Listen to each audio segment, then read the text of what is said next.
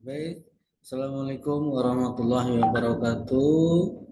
Selamat pagi Bapak Ibu semuanya. Selamat beraktivitas hari ini.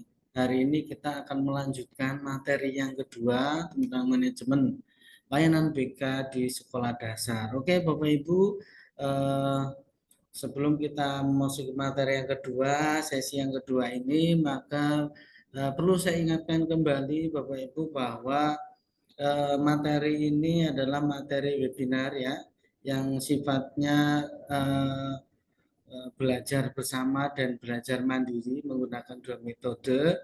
Kemudian nanti Bapak Ibu saya ingatkan kembali ada tugas mandiri yang harus dikerjakan dan dikumpulkan untuk mendapatkan hak sertifikat webinar 32 GPL. Jadi mohon nanti Bapak Ibu peserta semuanya dimanapun berada segera dikerjakan tugasnya, waktunya 5 hari ya. Bapak Ibu semuanya, mungkin Bapak Ibu hari ini sedang istirahat, santai, atau sambil ngetik, atau sambil melakukan apapun, tapi tetap fokus pada materi, nikmati materi ini ya, belajar bersama, mengingat literasi yang pernah dibaca dahulu gitu ya. Dan sambil sambil fokus minum kopi, minum teh ya, atau sambil makan snack, monggo, karena kami tidak menyediakan snack online gitu ya Bapak Ibu ya. Oke Bapak Ibu semuanya, eh, izinkan ya saya share materi pada hari ini. Sebelumnya mari kita mulai kegiatan hari ini dengan membaca basmalah. Bismillahirrahmanirrahim. Oke Bapak Ibu, nanti kita kalau online memang kami tidak membiasakan untuk game ya, untuk ice breaking dan sebagainya. Tapi kalau Bapak Ibu ingin banyak ice breaking ya kita harus in house training gitu ya. Nah itu ya, itu bujuk rayunya kami lah biasanya begitu. Oke, Bapak Ibu, izinkan materi saya share hari ini ya. Nah, materi hari ini kita akan banyak membahas Bapak Ibu tentang eh, manajemen layanan BK, yang kita akan belajar tentang laporan BK, asesmen hasil asesmen BK gitu ya, pola-pola konseling dan sebagainya. Tapi sebelum kita mulai, mari kita lihat dulu ya tayangan video ini. Semoga bisa berjalan dengan baik videonya dan juga suaranya bisa terdengar dengan baik.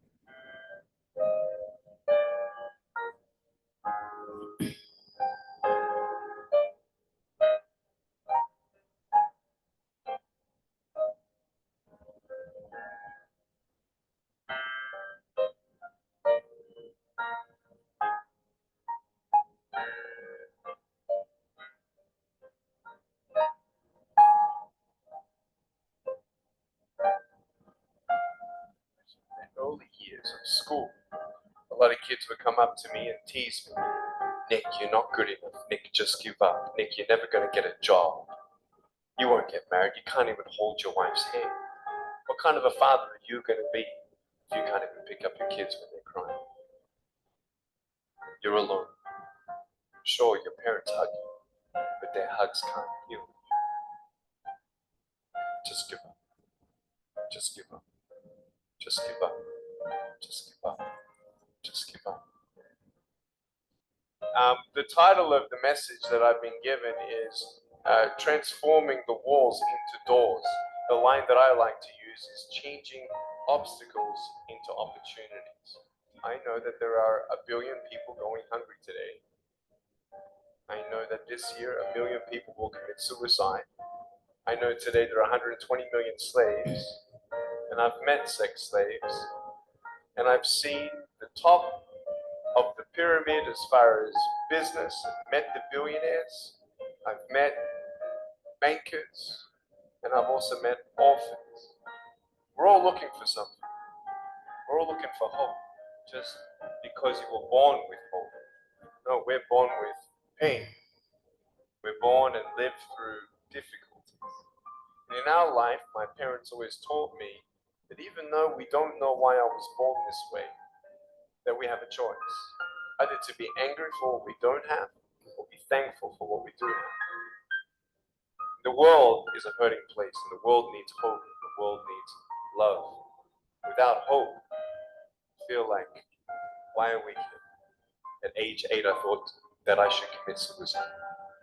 At age 10, I tried to drown myself in 6 inches or 15 centimeters of water in my home. I told my dad I just wanted to relax.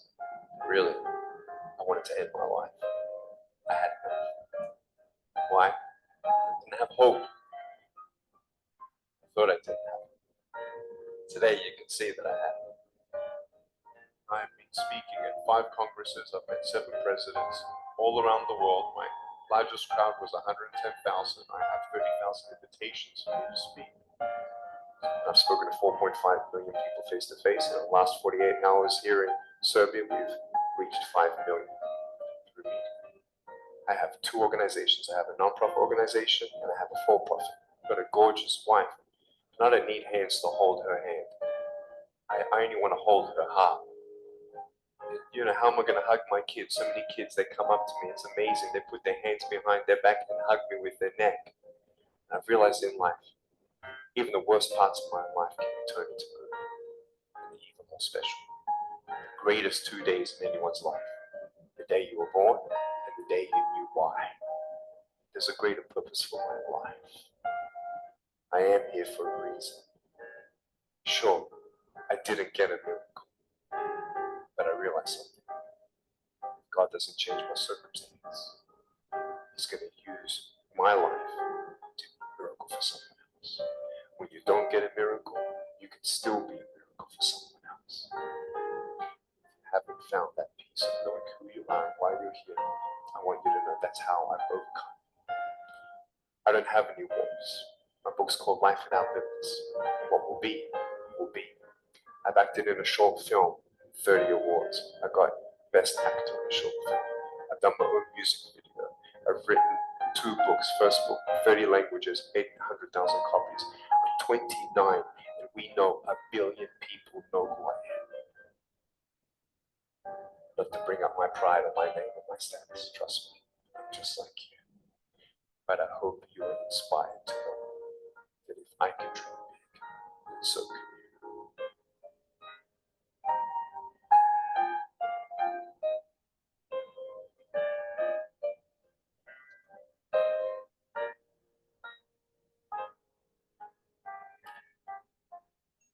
Oke, Bapak Ibu sekalian, ini adalah video motivasi dari Nick ya, seorang motivator dunia yang memiliki keterbatasan yang bisa memberikan keajaiban bagi kehidupan orang lain ya. Nah, ini adalah inspirasi buat kita Bapak Ibu sebagai calon guru BK yang harus bisa menginspirasi orang lainnya, harus bisa menjadi model bagi orang lain. Mungkin Bapak Ibu bukan termasuk orang yang sempurna, saya juga, tapi bagaimanapun kita, sikap kita dalam melaksanakan profesional BK bisa menjadi inspirasi orang lain, bisa menjadi model bagi orang lain, seperti halnya Nick tadi. Nah, biasanya Bapak Ibu semuanya, biasanya video-video motivasi ini saya setel atau saya putar tuh di akhir materi ya. Tapi di spesial tahun 2025 ini kami merubah metode training kami di mana motivasi kami putar di awal gitu ya. Terus nanti breaking game semua kita di akhir. Jadi kita bisa support, bisa selalu bahagia gitu ya di akhir-akhir materi. Nah, Bapak Ibu semuanya, mudah-mudahan itu video pendek yang bisa menjadi inspirasi buat kita semua ya Bapak Ibu ya, dalam jalan hidup apapun kondisi kita, gaji kita yang kecil gitu ya. Permasalahan guru ya, walaupun tugas kita bertambah banyak, mungkin Bapak Ibu wah tugasnya bertambah banyak lagi nih jadi guru BK lagi ya. Nah, mungkin gajinya nggak bertambah, tapi enggak apa-apa Bapak Ibu, itu menjadi satu amal kebaikan, pahala buat kita, karena hidup ini kita tahu ya, kita paham bahwa hidup ini nggak hanya mencari materi dunia, tapi juga mencari pahala jariah. Nah, itu prinsip hidup kita ya sebagai orang yang beragama, sehingga kita tidak selalu menghitung semuanya dari segi materi. Percayalah bahwa apa yang kita lakukan, kebaikan yang kita lakukan akan berbalik kebaikan juga kepada kehidupan kita. Ya Bapak Ibu ya. Jadi semoga kita tetap semangat, termotivasi untuk jadi guru BK di sekolah dasar. Bapak Ibu semuanya, di sini saya menampilkan tentang hasil asesmen. Nah, ini tadi kemarin di video pertama itu sudah kami jelaskan tentang asesmen, kebutuhan asesmen siswa sebelum membuat rancangan program bimbingan konseling di sekolah dasar. Bapak Ibu semuanya, asesmen yang saya tampilkan ini adalah tes psikologi ya. Jadi kita ingin melihat bagaimana perkembangan kognitif siswa kita. Jadi perkembangan kognitif itu perlu dilihat dengan tes IQ Bapak Ibu. Hasil tes IQ untuk siswa SD itu masih tumbuh berkembang, masih bisa berubah. Maka kita harus lihat startnya di kelas 1, kelas 2 ya.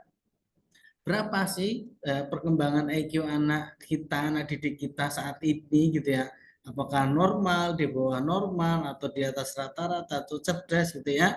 Nah, perkembangan kognitif ini setelah kita ketahui nanti bisa kita pacu lebih tinggi sehingga bisa menjadi lebih baik gitu ya. Sedang kalau ada siswa yang yang punya IQ-nya contoh di layar ini 116 di atas rata-rata, berarti siswa ini punya potensi yang baik.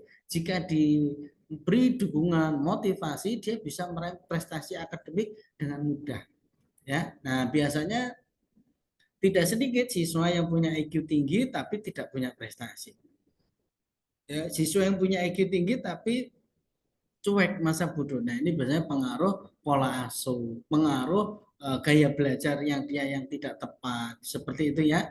Begitu. Jadi terus bagaimana nanti kalau ada siswa yang IQ-nya rendah, yang IQ-nya 70, 80, nah ini berarti dia masuk kategori inklusif, ini harus disupport, ya disupport lagi dengan program konseling individu, konseling keluarga, supaya perkembangan IQ-nya bisa ditingkatkan atau lebih maksimal, karena nanti sampai usia 20 tahun, 22 tahun, IQ itu masih bisa berubah gitu ya. Nah 22 tahun ke atas itu sudah stabil, ya 40 tahun 50 tahun sudah mulai menurun begitu. Nah oke, Bapak Ibu, kita kembali ke asesmen ini contoh asesmen siswa dengan tes IQ ya untuk siswa kelas 3. Di sini menggunakan tes psikologi kita ya. Di sini dari tes IQ ini kita ketahui ya, ini maaf ya lokasinya tidak saya ini ya, belum, ini nama samaran, nama sekolah ini semuanya hanya samaran ya, termasuk tahun dan sebagainya. Oke Bapak Ibu semuanya, di sini kita lihat ya, ada aspek-aspek di tes kognitif yaitu aspek sematik berpikir itu pada subtes seri ya, kemampuan berpikir untuk memahami rangkaian suatu permasalahan yang berkesinambungan gitu ya. Kemudian ada ketajaman referensi, yaitu kemampuan untuk mengamati hal-hal yang detail secara tajam dan berpikir dengan kritis untuk mengidentifikasi permasalahan. Asosiasi, yaitu kemampuan analisis sintesa untuk menghubungkan dua atau lebih permasalahan yang serupa. Nah, kemudian pemahaman konsep, yaitu kemampuan memahami suatu prinsip untuk ditetapkan ke dalam situasi yang berbeda. Nah, nanti Bapak Ibu memang sebaiknya melakukan asesmen untuk kelas 1, 2, 3 ya. Kalau nggak bisa dengan psikolog, bisa asesmen mandiri dengan AUM, alat ungkap masalah ya, itu yang punya BK. Itu bisa Bapak Ibu download di Google, bisa Bapak Ibu beli juga di di aplikasi mungkin ya, aplikasi BK. Nah, kalau dengan tes psikologi memang ada berbayar Bapak Ibu ya. Itu. Jadi nanti Bapak Ibu bisa kontak psikolog-psikolog terdekat gitu ya untuk asesmen siswa-siswi Bapak Ibu semuanya. Oke, nah ini penting nanti untuk data. Bagaimana setelah tahu nanti yang IQ-nya di atas rata-rata dikelompokkan menjadi satu kelompok untuk bimbingan, yang IQ-nya rata-rata menjadi satu kelompok untuk bimbingan, yang IQ-nya di bawah menjadi satu kelompok untuk bimbingan. Nah, seperti itu ya.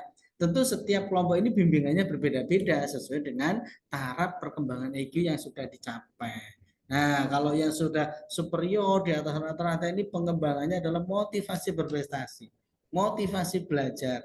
Kalau yang rata-rata itu adalah pengembangannya di bidang motivasi belajar ya.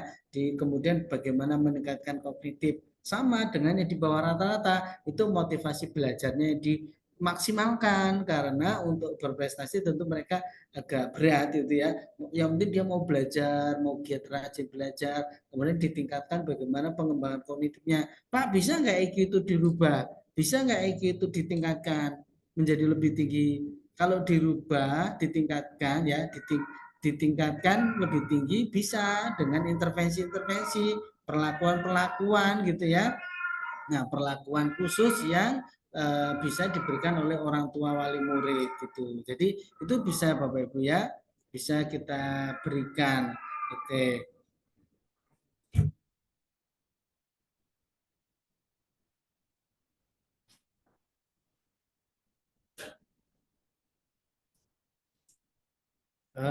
Maaf Bapak Ibu ya, ada kendala teknis sebentar. Oke, jadi IQ itu masih bisa ditekan. Jadi kalau anak kelas 1 SD IQ-nya 80 Bapak Ibu, itu nanti silakan dikonseling orang tuanya untuk meningkatkan IQ dengan apa? Nah, itu ya. Dengan apa? Bagaimana caranya?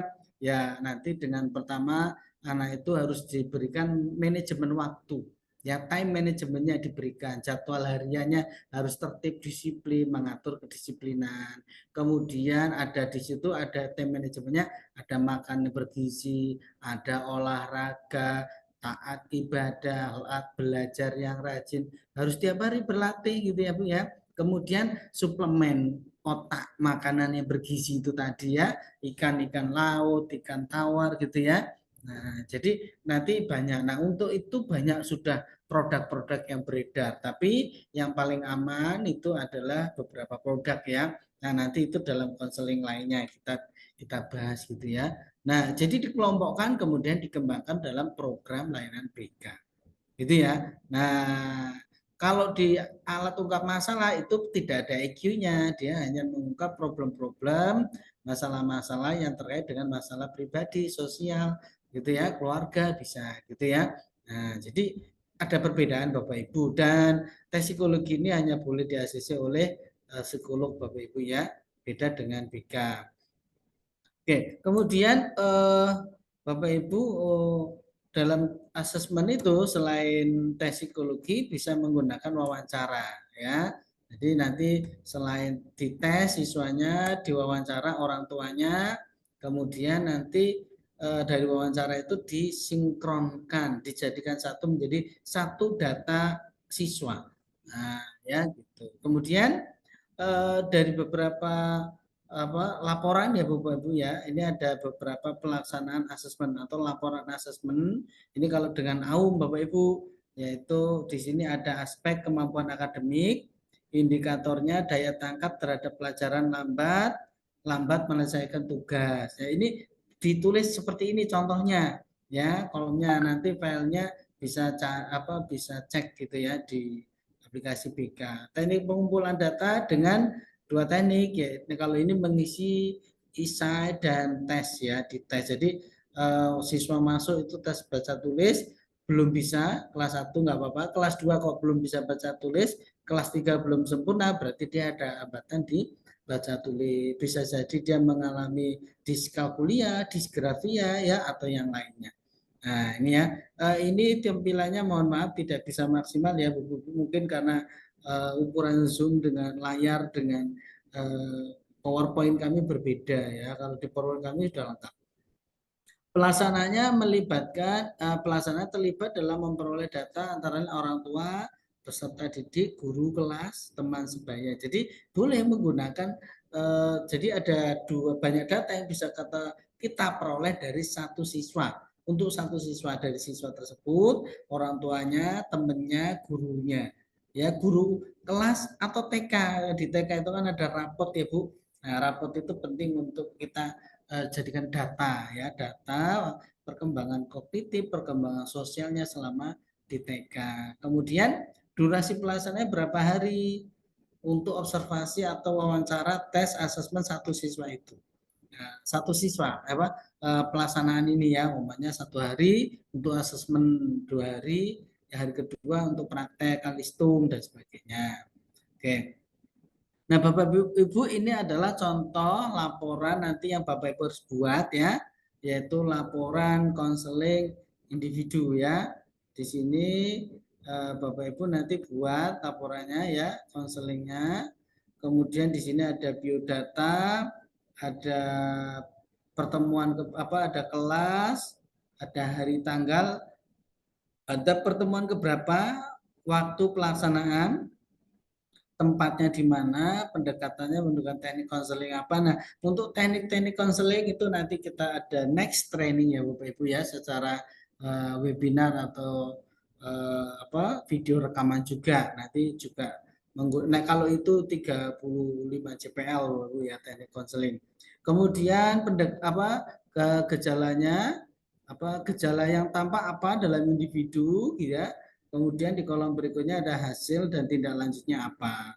Kemudian ditandatangani oleh guru kelas dan kepala sekolah. Ini nanti Bapak Ibu buat.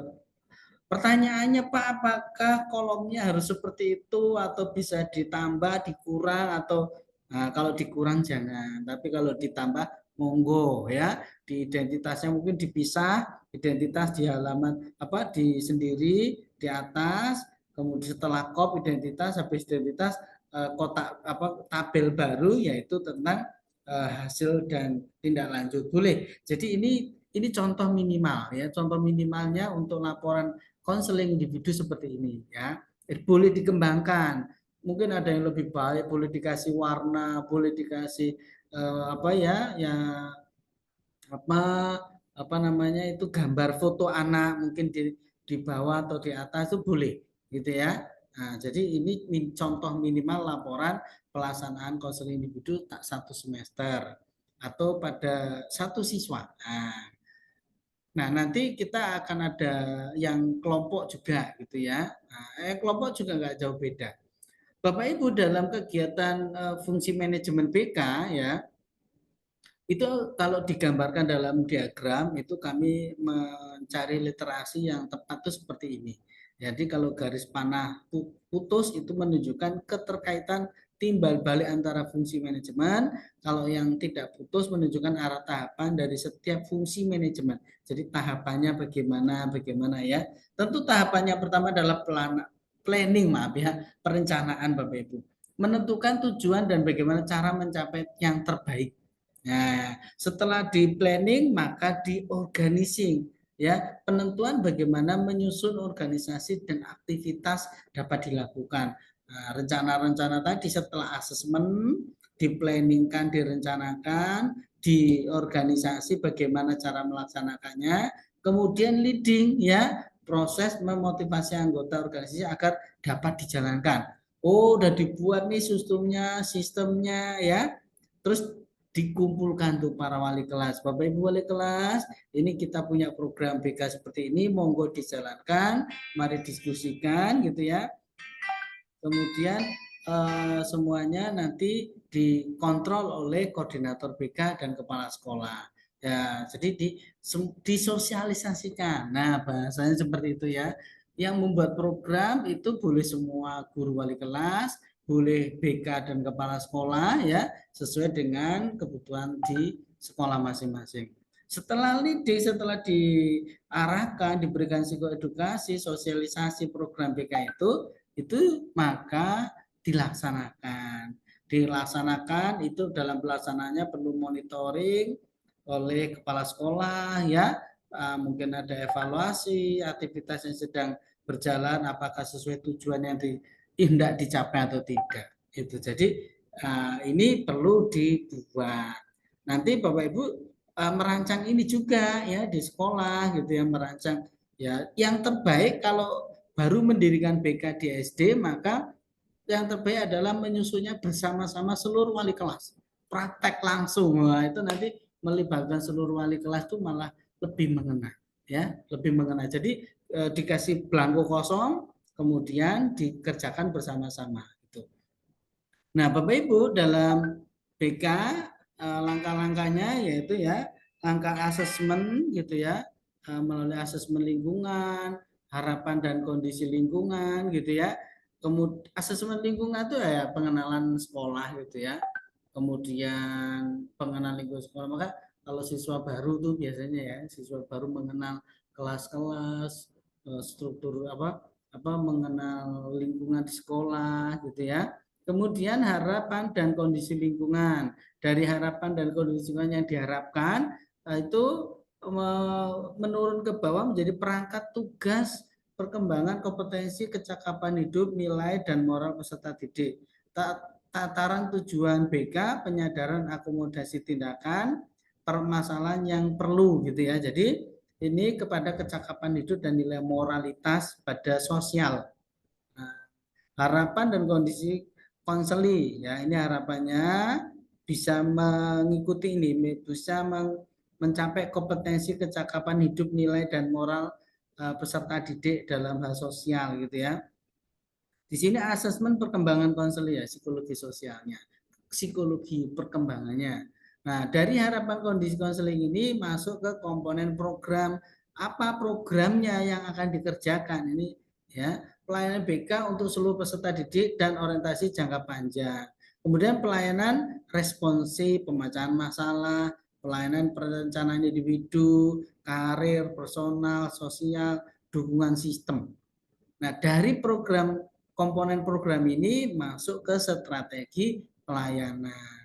Nah, strategi pelayanan maka ya apa yang mau dikasihkan? Apakah bimbingan klasikal, layanan orientasi, informasi, atau menggunakan bimbingan kelompok atau yang lainnya. Di sini banyak ya strateginya, banyak yang kita yang bisa dilakukan, bisa menggunakan konseling individu dan kelompok, bisa menggunakan kolaborasi dengan guru, orang tua, ahli gitu ya. Jadi untuk setelah program ini jadi untuk melaksanakan tuh kita bisa ya dengan menggunakan banyak strategi ya, home visit, akses informasi teknologi gitu ya dan sebagainya. Nah, ini semua harus tersusun tergambar dalam pola pelaksanaan BK di sekolah.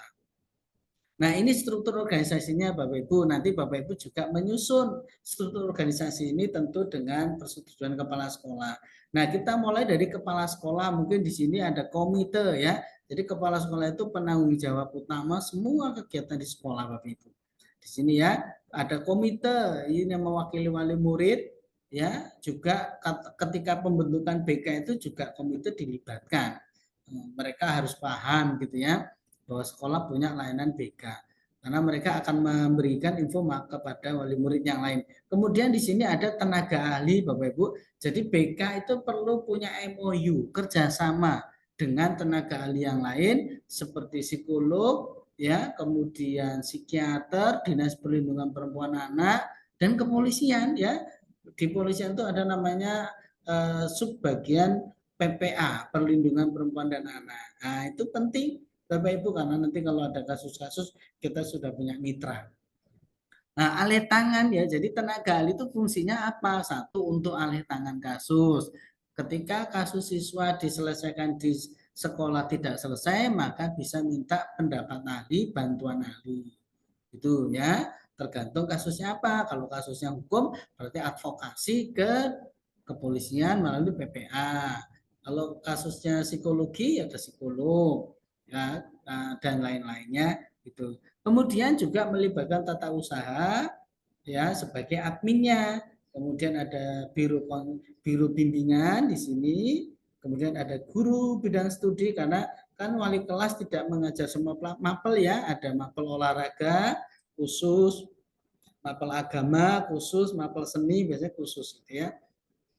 Kemudian di sini wali kelas atau guru pembina. Nah, kalau guru pembimbing ini tidak ada, maaf ya, guru pembimbing itu harus ditunjuk satu orang sebagai koordinator BK yang memberikan pengawasan kontrol kepada guru-guru wali kelas.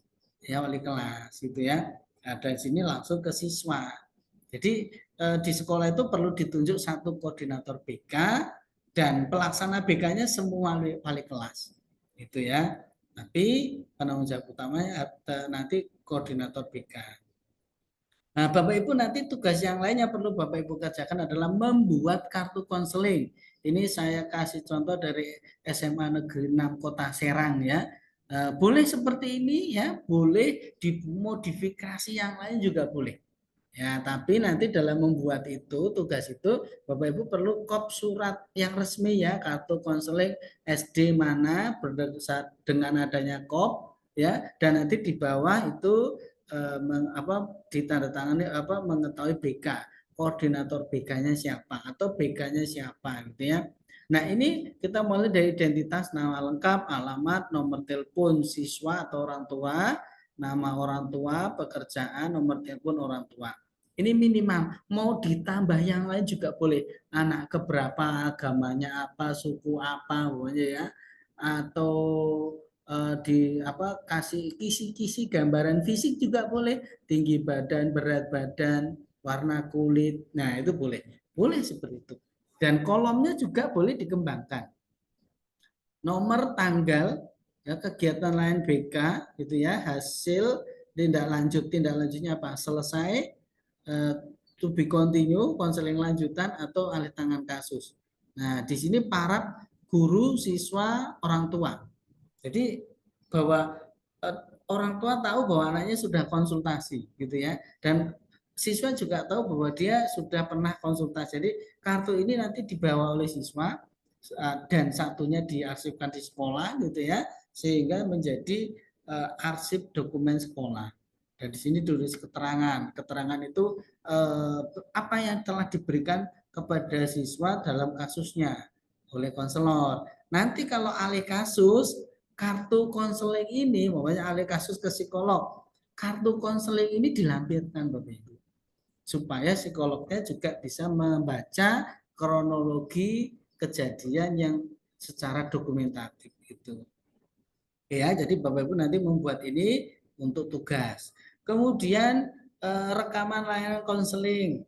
Jadi ini semua kegiatan layanan konseling itu dibuat lembar kerjanya atau dibuat rekamannya melalui ada kop sekolah, ada nama siswa, konseli, kelas itu ya, nama ayah. Maaf Bapak Ibu. Ada pekerjaan.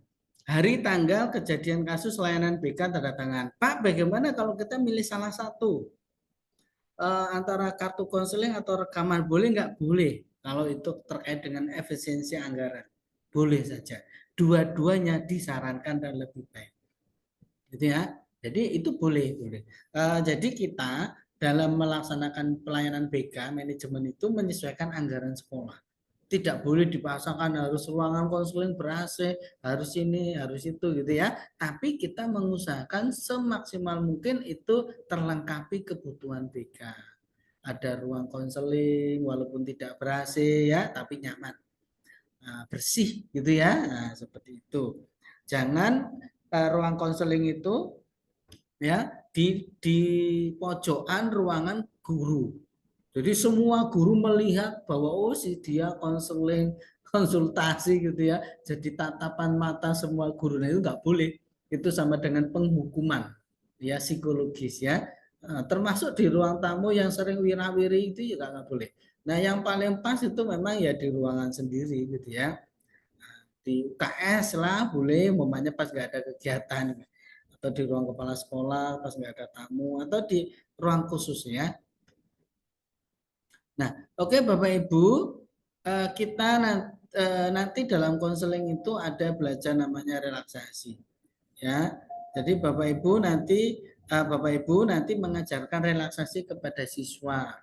Jadi untuk siswa-siswa yang berkasus ya, terutama yang punya masalah kepercayaan diri ya, punya masalah kecemasan, punya masalah dengan orang lain ya.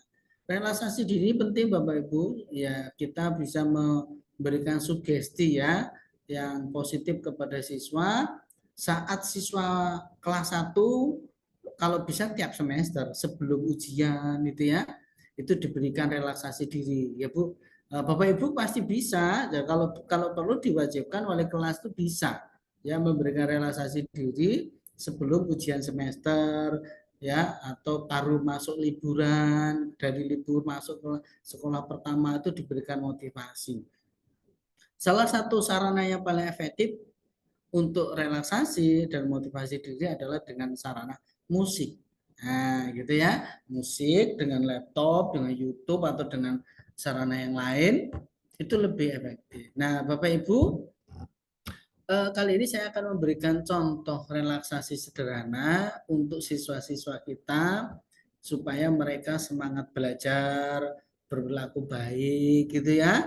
Kemudian mendapatkan inspirasi untuk belajar lebih rajin dan termotivasi gitu ya. Nah, jadi Bapak Ibu kita sistemnya kita kumpulkan siswa dalam satu kelas. Jadi tidak boleh banyak-banyak Bapak Ibu ya. Kalau Ibu Bapak Ibu belum pengalaman dalam memberikan sugesti positif atau relaksasi, jangan banyak-banyak dulu. Satu kelas dulu latihan. Kalau sudah merasa, udah bisa nih aku mahir, baru dikumpulkan nanti 2 kelas atau berapa kelas gitu ya, supaya kita melihat efektivitas dari kegiatan itu. Anggap aja ini kita kumpulkan satu kelas dulu ya, kelas 3 umpamanya gitu ya, mau ujian. Oke anak-anak, kita hari ini akan belajar relaksasi diri, ya refleksi diri, motivasi diri. Nanti ibu atau bapak iringi dengan musik. Syaratnya satu, tidak boleh rame, tidak boleh ketawa, tidak boleh ngobrol ya. Nah, nanti ditanya siapa yang ingin semester besok ranking 1, ranking 2, masuk 10 besar, masuk 5 besar, masuk 10 besar. Siapa yang ingin nilainya lebih baik gitu ya. Kemudian diskusi dulu, jadi pembukaannya diskusi dulu yang dengan siswa. Siapa yang besok pengen disayang orang tua, siapa yang besok ingin disayang temannya, siapa yang besok ingin selalu bahagia gitu ya. Jadi ada intermezzo dulu dengan siswa, diskusi. Setelah itu baik kalau Anda ingin minta semua itu, Anda bisa nggak mendapatkan itu semua anak-anak ya. Bisa, pasti bisa. Tapi dengan kesungguhan, dengan usaha. Mari kita hari ini bermimpi, berusaha menyadarkan diri kita supaya kita bisa lebih baik, apa yang kita inginkan tadi bisa tercapai kemudian ya di esok hari gitu ya. Nah, baik.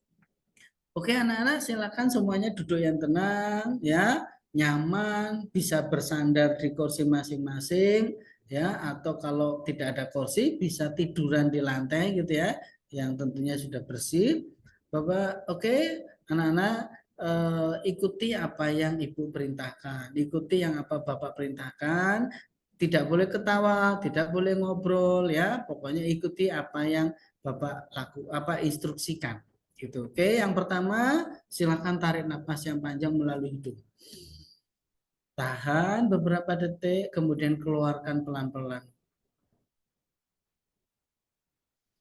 Oke, tarik nafas yang panjang lagi. Ini adalah relaksasi nafas ya Bapak Ibu ya. Tahan beberapa detik sampai terasa ada udara segar masuk ke otak kita, keluarkan pelan-pelan.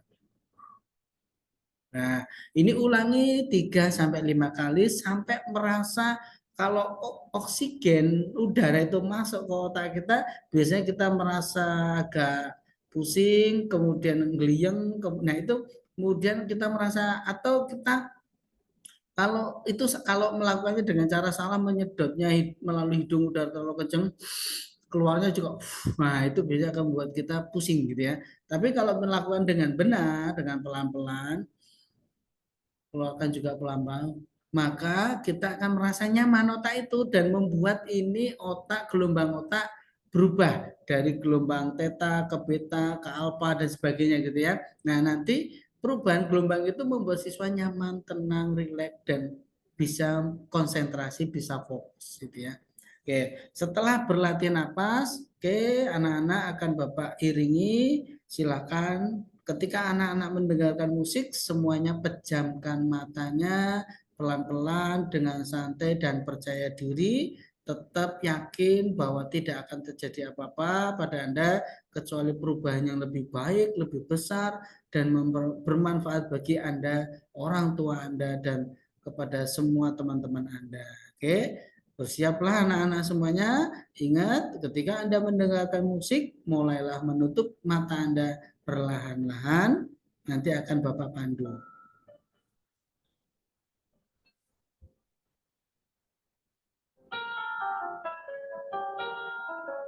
Oke, silakan perlahan-lahan pejamkan mata adik-adik semuanya. Nikmati musik ini adik-adik semuanya. Semakin adik-adik menikmati suara musik ini, adik-adik akan merasa nyaman, tenang, rileks, dan santai. Adik-adik akan merasa bahagia. Satu, adik-adik bahagia. Dua, adik-adik merasa lebih bahagia. Tiga, adik-adik merasa sangat bahagia. Dengarkan alunan musik ini adik-adik. Semakin Anda mendengarkan lagu ini, musik ini, maka Anda semakin nyaman dan rileks. Silakan tarik napas yang panjang melalui hidung. Tahan, keluarkan pelan-pelan.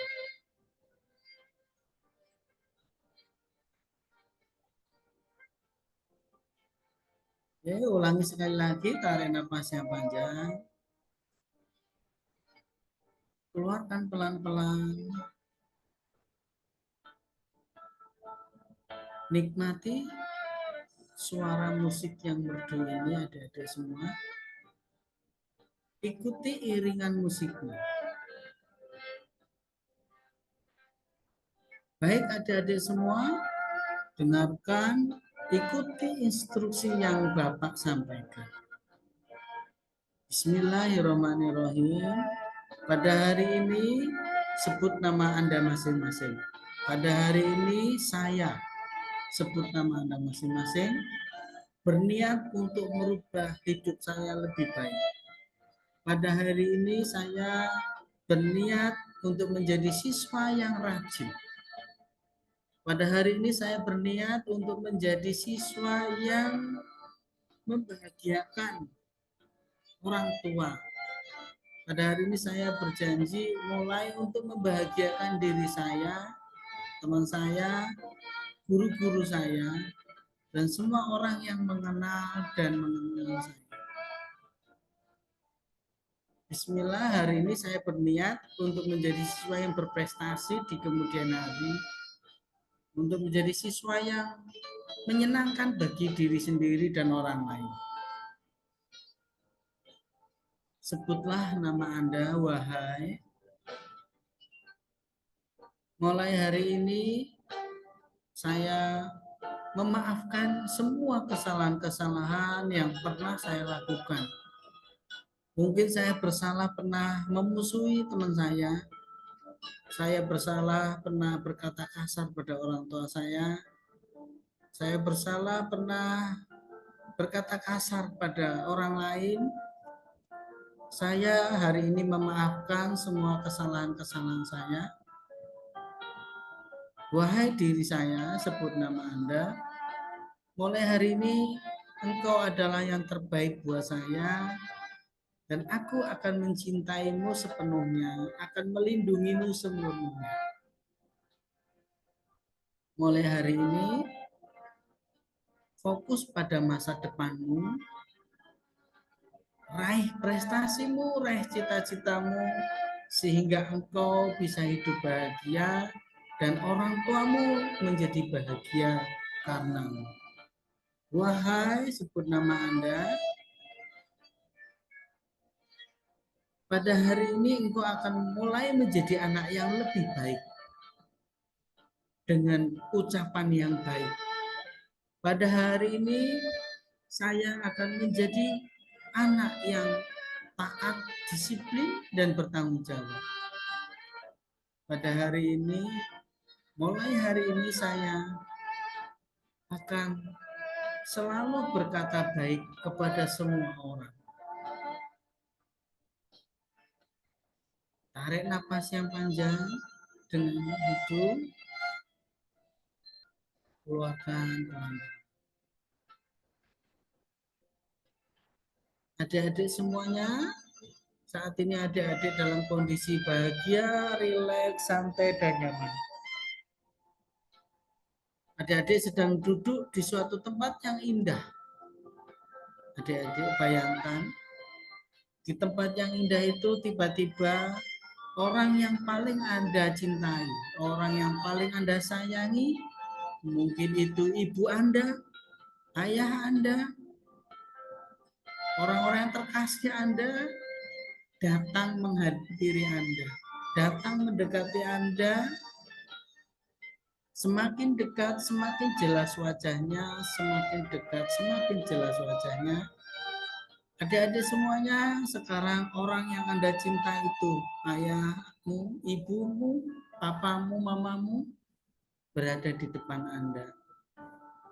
Peluklah erat kedua orang tuamu yang selama ini hidupnya dengan bekerja keras untuk kebahagiaanmu.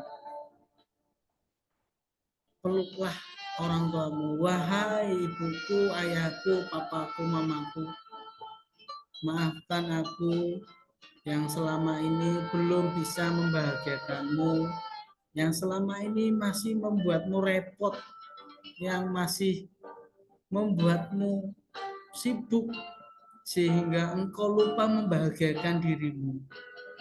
Wahai ayahku, mamaku, papaku, aku tahu engkau begitu besar cintanya kepadaku. Aku tahu bahwa engkau hidup berjuang untuk diriku. Wahai ayah, ibu, papa, mama, aku tahu bahwa engkau mengharapkan aku berprestasi. Engkau mengharapkan aku menjadi siswa yang baik, anak yang soleh. Aku tahu bahwa engkau mengharapkan aku menjadi anak yang penurut padamu. Wahai ayah, ibu, papa, mama, maafkan aku bila aku anakmu ini yang masih kecil belum bisa nurut sama papa, mama, ayah, ibu. Belum bisa memberikan yang apa yang bapak ibu inginkan. Wahai orang tuaku yang kusayangi, aku adalah sosok anak kecil yang tumbuh dari engkau yang selalu mengasihiku.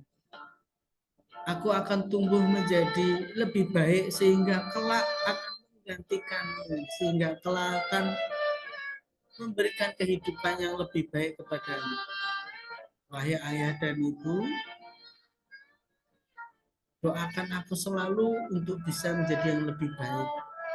Doakan selalu aku untuk meraih prestasi yang lebih tinggi. Peluklah ayah ibumu, wahai ayah, ibu, papa, mama. Aku sangat mencintaimu. Aku sangat menyayangimu. Aku berjanji akan lebih taat padamu, lebih nurut padamu. Aku berjanji tidak akan banyak merepotkanmu. Wahai ayah ibu, aku menyayangimu sebagaimana engkau menyayangiku. Aku menyayangi wahai ayah dan ibu. Peluk erat ibumu, ayahmu, keluargamu. Tarik nafas yang panjang. Keluarkan pelan-pelan. Tarik nafas yang panjang. Keluarkan pelan-pelan. Silakan adik-adik berdoa. Mohon kepada Tuhan Yang Maha Kuasa dalam kondisi keheningan, dalam kondisi yang rileks santai. Berdoalah dalam hati Anda. Mintalah yang Anda harapkan, kebaikan-kebaikan saat ini, esok, dan masa depan. Ya Tuhan, ya Allah, ya Tuhan. Silakan berdoa adik-adik. Mintalah yang besar kepada yang maha besar. Mintalah yang kepandaian kepada yang maha pandai. Mintalah kesabaran kepada yang maha sabar. Mintalah kekayaan kepada yang maha kaya.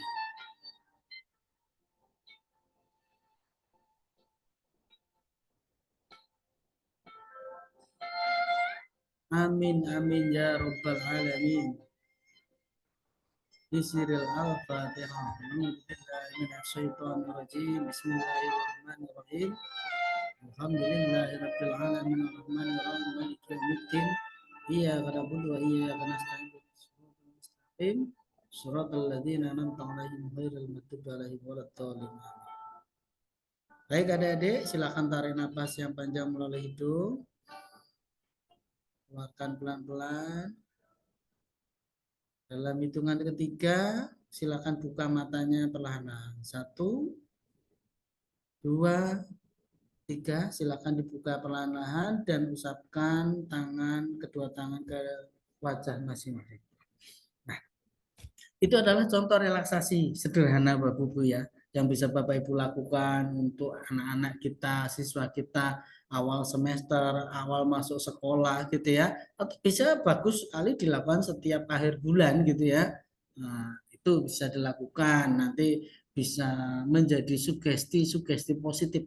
Dan kata-kata tadi itu bisa dirubah, bisa bisa disesuaikan dengan kebutuhan anak-anak kita. Nah, ini adalah bonus ya Bapak Ibu dalam webinar ini tentang relaksasi diri. Semua pelatihan-pelatihan webinar dari kami, Biro Psikologi Kuantum Nusa, itu selalu kami akhiri dengan motivasi ya, dengan relaksasi. Sehingga Bapak Ibu punya banyak kesempatan untuk belajar. Jadi nanti bisa belajar di manajemen BK-nya, plus bisa langsung belajar memotivasi siswa.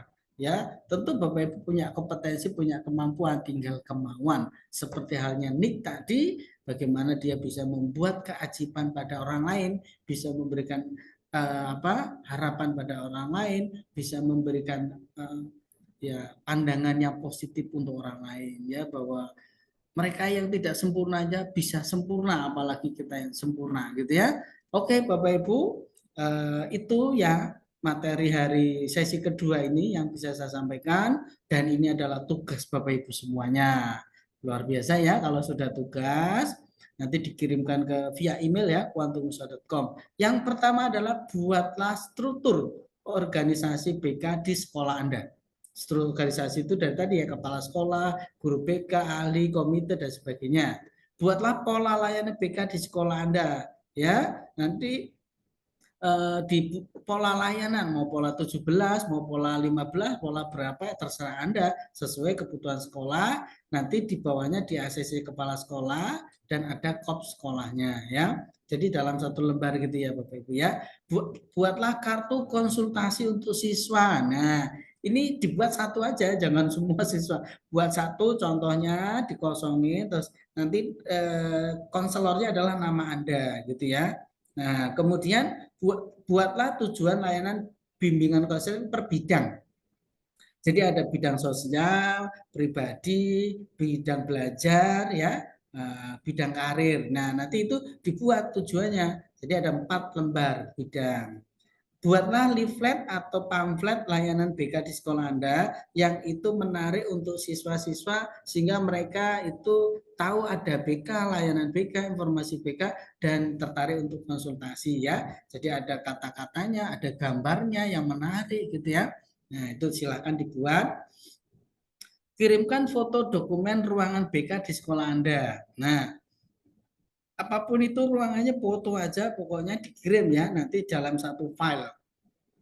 Buat laporan evaluasi pelaksanaan BK di SD. Jadi Anda harus praktek layanan BK ini selama 1 minggu Bapak Ibu. Ya, konseling individu boleh, konseling kelompok boleh, pada satu kasus siswa aja.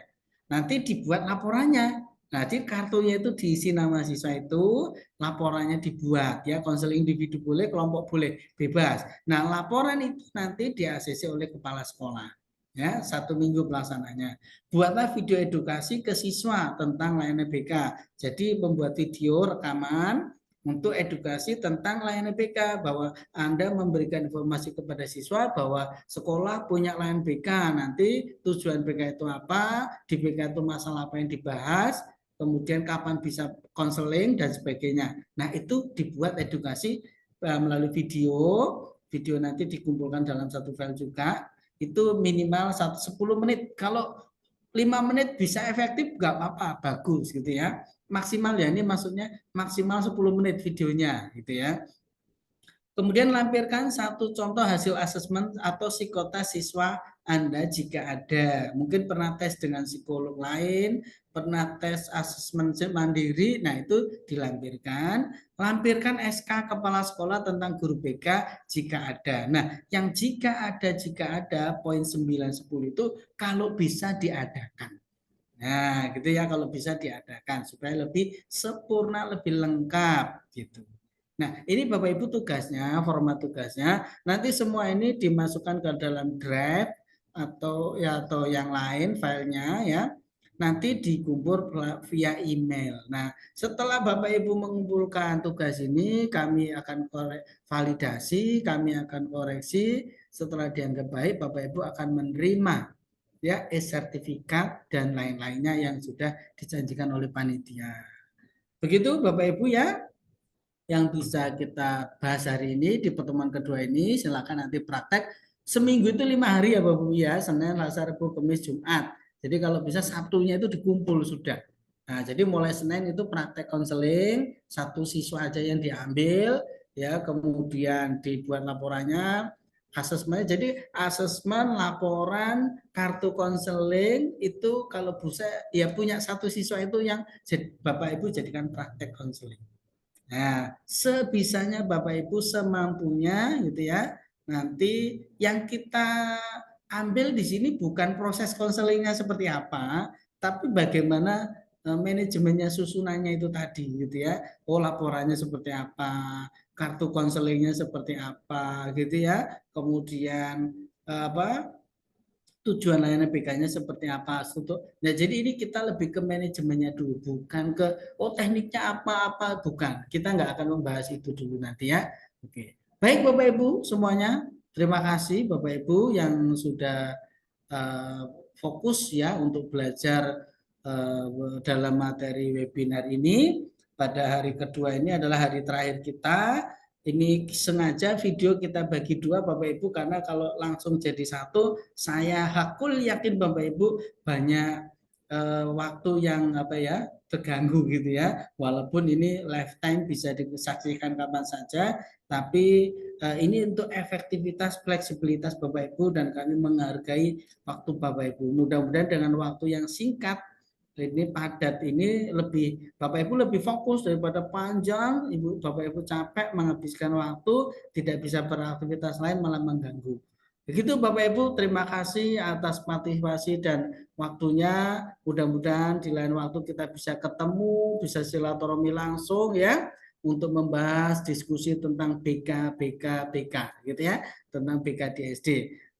Saya atas nama narasumber dari Biro Psikologi Kuantum Nusa Konsultan yang didukung penuh oleh Universitas Marif Lampung mengucapkan terima kasih dan mohon maaf sampai jumpa di lain waktu di lain training. Semoga semua kita sehat selalu dan diberi panjang umur untuk memberikan kebaikan kepada orang lain. Saya Assalamualaikum warahmatullahi wabarakatuh.